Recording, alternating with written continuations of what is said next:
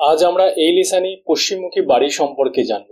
পশ্চিমমুখী বাড়ি আপনার রাশি অ্যাস্ট্রো বাস্তু অনুযায়ী কখন শুভ হয় বা কখন অশুভ হয়। পশ্চিমমুখী বাড়ি তৈরি করার সময় কোন দিকে কি করা উচিত, যেমন কোন দিকে বেডরুম, টয়লেট, রান্নাঘর, পূজাঘর, সিঁড়ি, লিফট হওয়া উচিত, এই সমস্ত প্রশ্নের উত্তর এই লেসনটি কমপ্লিট করার পর আপনি বুঝতে পারবেন।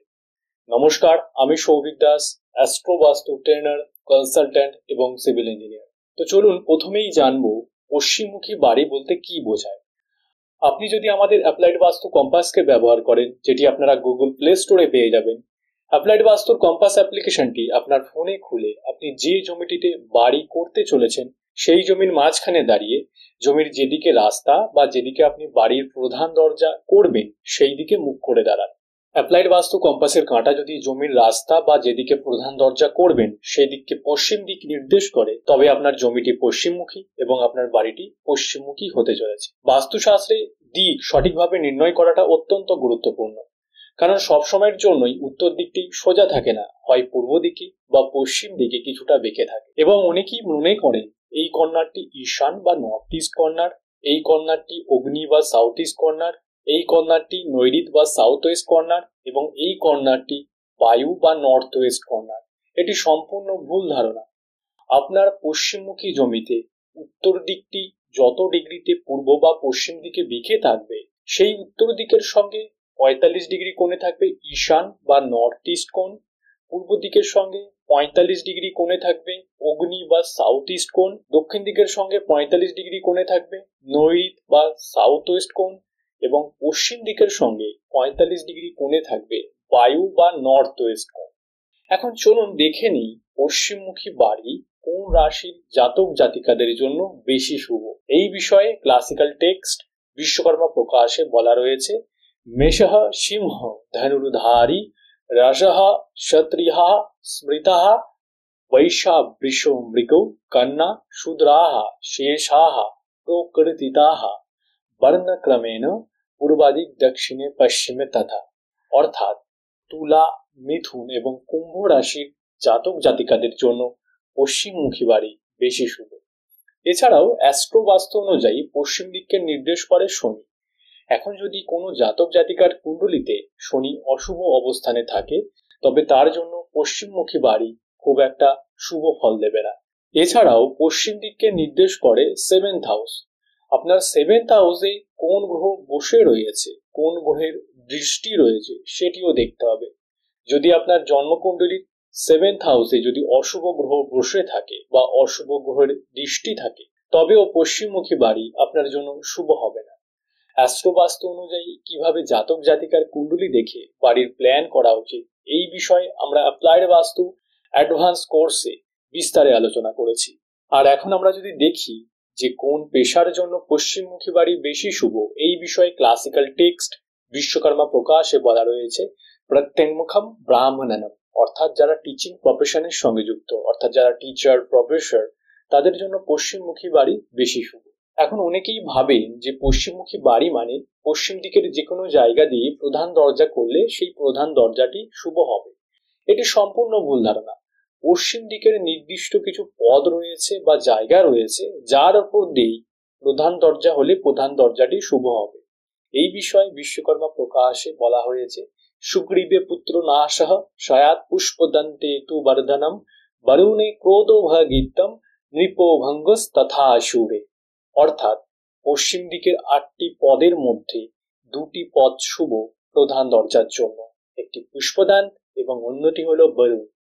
আমরা যদি আরো গ্রন্থের রেফারেন্স দেখি, তাহলে বরাহমিহিরের বৃহৎ সংহিতাতে পশ্চিম দিকের পুষ্পদান এবং বরুণ পদ সম্পর্কে বলা রয়েছে। শ্লোকে বলা রয়েছে, ধন সুতা আপতিহি। অর্থাৎ পুষ্পদান এবং বরুণ পদের উপর দিয়ে প্রধান দরজা হলে ধন এবং সন্তানের লাভ হয়। তার মানে আমরা দেখলাম পশ্চিম দিকের 2টি পদ শুভ, পুষ্পদান এবং বরুণ। এই পদের ওপর দিয়ে প্রধান দরজা হলে প্রধান দরজাটি শুভ হিসাবে গণ্য হবে। এখন উত্তর দিকটি সবসময় জন্য সোজা থাকে না, হয় পূর্ব দিকে বা পশ্চিম দিকে কিছুটা বেঁকে থাকে। তাই সঠিকভাবে দিক নির্ণয় করতে এবং এই পুষ্পদান এবং বরুণ পদগুলোকে সঠিকভাবে নির্ণয় করতে আপনারা অ্যাপ্লাইড বাস্তু কম্পাসের অ্যাপ্লিকেশন ফোনে ব্যবহার করতে পারেন, যেটি আপনারা গুগল প্লে স্টোরে পেয়ে যাবেন। এবং এই লেসনের ডেসক্রিপশনে লিঙ্কে পেয়ে যাবেন। এখন আমরা জেনে নিই জেনারেল বাস্তুশাস্ত্রের নিয়ম অনুযায়ী একটি পশ্চিমমুখী বাড়ির বেডরুম বা শোবার ঘর কোন দিকে করা উচিত। এই বিষয়ে বাস্তুশাস্ত্রের ক্লাসিক্যাল টেক্সট রাজবল্লভ গ্রন্থের শ্লোকে বলা হয়েছে, प्राग्दग्धा श्रीवदिक सुरेश्वरदिशि जला अग्निदिक धूमिता सौम्या भस्मयुता च भास्करवशात् प्रत्येकं पहोराष्टकेन शबिता दिशः शान्ता सर्वसमिहितं च शकुना दीप्तो भयादो शुभः। শ্লোকের অর্থ হলো, যখন আমরা ঘুমাই অর্থাৎ রাতের বেলা দক্ষিণ দিক, নৈরিক কোণ বা সাউথ ওয়েস্ট, পশ্চিম দিক এবং বায়ু কোণ বা নর্থ ওয়েস্ট কোণ শান্ত থাকে। তাই আমরা দক্ষিণ দিক, নৈরিক কোণ বা সাউথ ওয়েস্ট, পশ্চিম দিক এবং বায়ু কোণ বা নর্থ ওয়েস্ট এই দিকগুলোতে বেডরুম তৈরি করতে পারি। এখন আমরা যদি বাস্তুশাস্ত্রের অন্য আরেকটি মুনি ঋষিদের লেখা বই মনসলাই চন্দ্রিকাকে দেখি, সেখানে শ্লোকে বলা রয়েছে, ইয়ম্মে অতিথি প্রিণনম পাশ্চাত্যে ধনো সন্নিধাপনমদ দন্দম বিপরেশ্য বা শেষার্ধেতু তয়োস্ততা শয়নো বিদ্যাভ্যাস সনাদ্যম চরেত। এখানে শ্লোকে বলা রয়েছে ইয়াম্মে অতিথি প্রিণনম, অর্থাৎ ইয়াম যে পথটি দক্ষিণ দিকে রয়েছে সেখানে অতিথিদের ঘর বা গেস্ট রুম করা উচিত। এবং শ্লোকে বলা রয়েছে পাশ্চাত্যে ধনো সন্নিধাপনমদ, অর্থাৎ পশ্চিম দিকে ধনের গৃহ তৈরি করা উচিত।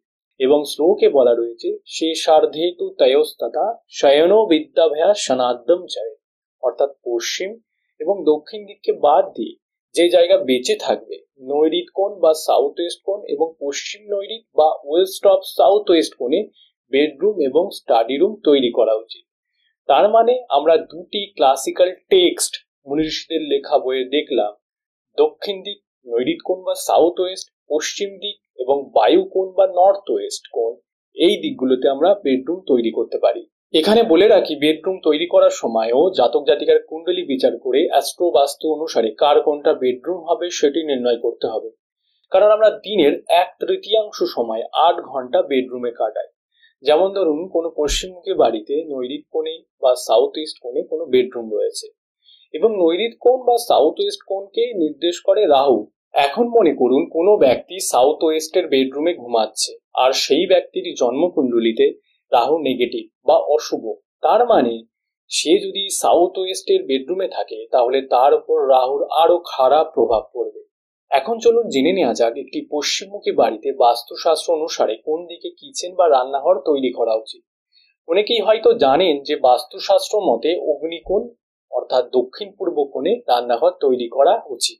অগ্নিকোণ বা দক্ষিণ পূর্ব কোণ সম্পর্কে বিশ্বকর্মা প্রকাশের শ্লোকে বলা রয়েছে, আগ্নেয়ম পাকা সদনম, অর্থাৎ অগ্নিকোণে বা দক্ষিণ পূর্ব কোণে রান্নাঘর তৈরি করা উচিত।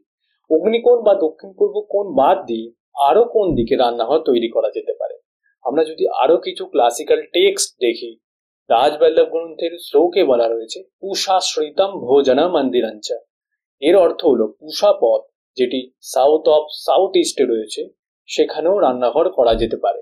এখন অগ্নিকোণ বা সাউথ ইস্ট কোণ এবং সাউথ অফ সাউথ ইস্ট কোণকে বাদ দিয়ে কোথায় রান্নাঘর তৈরি করা যেতে পারে চলুন দেখা যাক। এই প্রসঙ্গে মানসারের শ্লোকে বলা রয়েছে সূর্য ইয়ম অহ মধ্যে পাক সদনম, অর্থাৎ সূর্যপদ এবং ইয়ম পদের মধ্যে যে কোনো জায়গায় রান্নাঘর তৈরি করা যেতে পারে।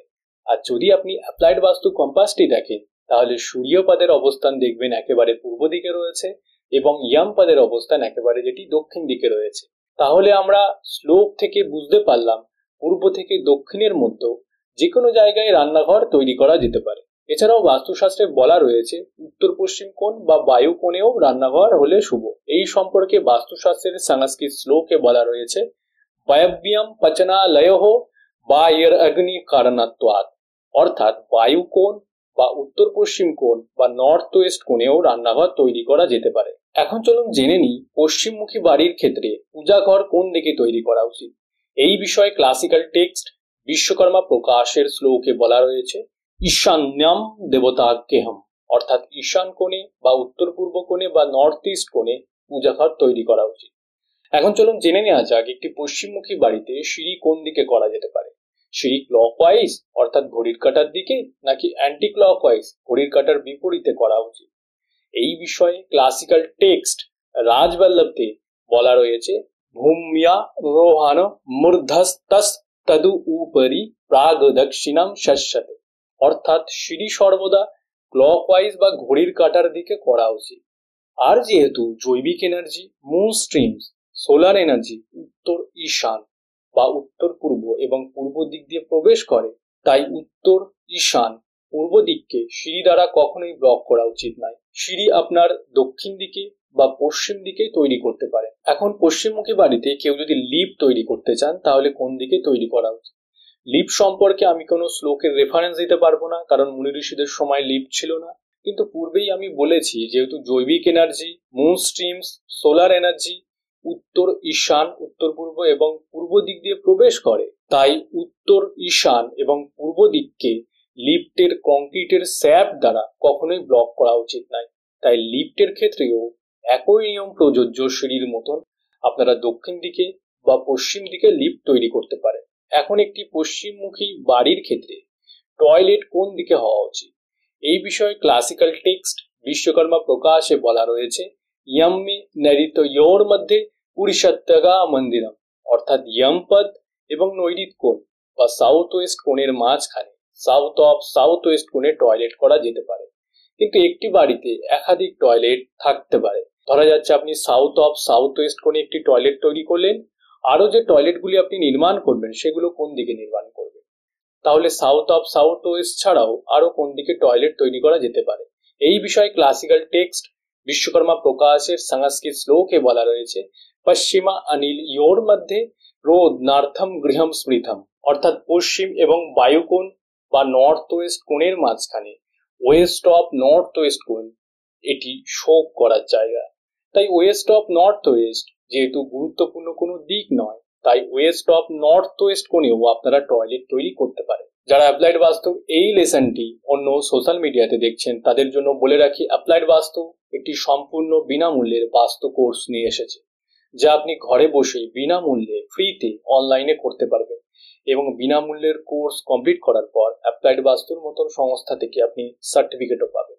তো অ্যাপ্লাইড বাস্তুর ফ্রি কোর্স জয়েন করতে এখন ওই ডেসক্রিপশনে দেওয়া লিঙ্কে ক্লিক করে আপনারা জয়েন করে নিন। আজ এই পর্যন্তই, পরের ক্লাসে আবার আপনাদের সঙ্গে দেখা হবে। নমস্কার।